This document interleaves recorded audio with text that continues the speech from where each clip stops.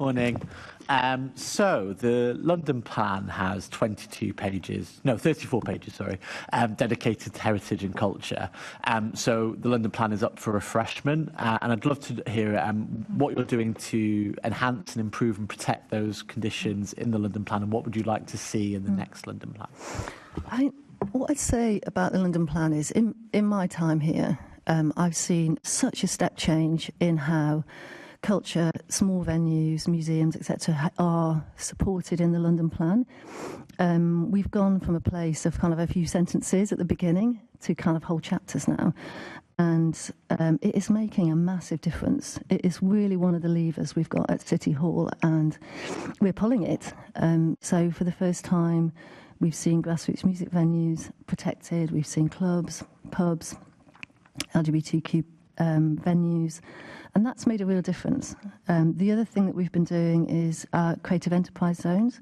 So there's 12 now, and they are phenomenally successful. If you look at business growth in the zones post-pandemic, it was 22% versus minus 4% for the creative economy outside a zone.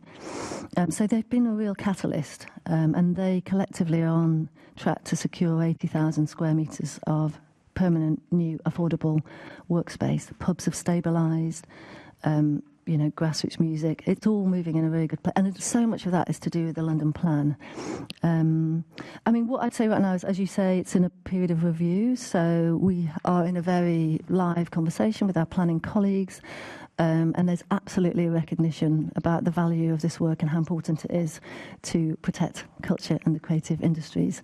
And so all the indications are we will continue to develop that work. Another piece of good news, I think, around the planning side is that we included the agent of change in our plan. So for people who don't know does everyone know what the agent of change is? It's a planning tool where it protects, clubs and nightlife from new developments, closing them down.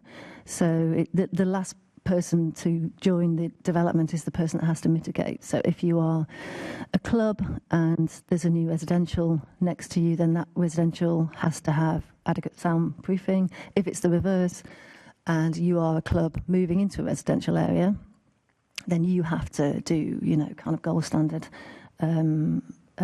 soundproofing, manage your queues, etc. That's been really successful, and that has now been picked up nationally. So that is now in national planning policy, which is great news because shows we're really leading the way in London. I feel you might have had a sneak at my next question because that was literally going to be on agent of change. Oh, so right. Well done, you've answered it. Thank you.